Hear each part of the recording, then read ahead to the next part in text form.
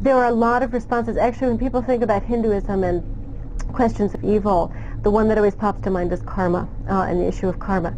But in fact, there's actually been quite a lot of anthropological work and other kinds of work done on this issue. Most people, when something bad happens, they do not resort to, they don't explain it away by talking about karma. They will speak instead about demons, the evil eye, about fate, even sometimes the gods having a kind of play and toying with human beings, similar to the vision you get in the book of Job in the Christian and Jewish traditions. So that there are lots of other explanations other than karma that come into play.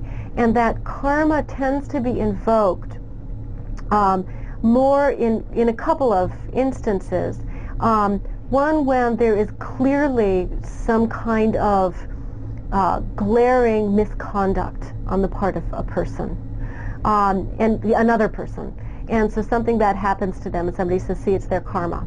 And the other, which is when there are these grand, horrible things that are just inexplicable, really tragic things that nobody can figure out why this would have happened. And because of the largeness of the bigness of the tragedy, it's not easily attributed to the evil eye or to a ghost or to an unhappy spirit.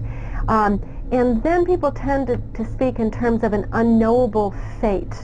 That, in other words, it's karma from the past that we simply cannot know and that we simply don't have any control over. So within the Hindu tradition, even within the Hindu tradition, there's a wide variety of responses to why something, when something bad happens, what could possibly be the cause of it. And in fact, I've written an essay on a woman who, this was just total serendipity by chance. I stumbled upon this. I was working with this women's group that I worked for several years on a set of Hindu women's rituals. And she was a very pious elderly woman.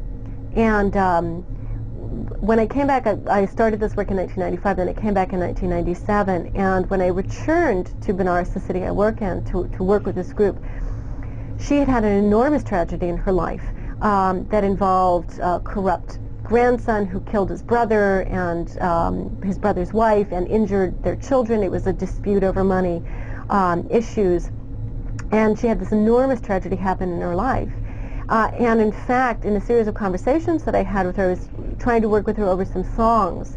And at first my response was, you've got other things to worry about. I'm not going to bother you with this.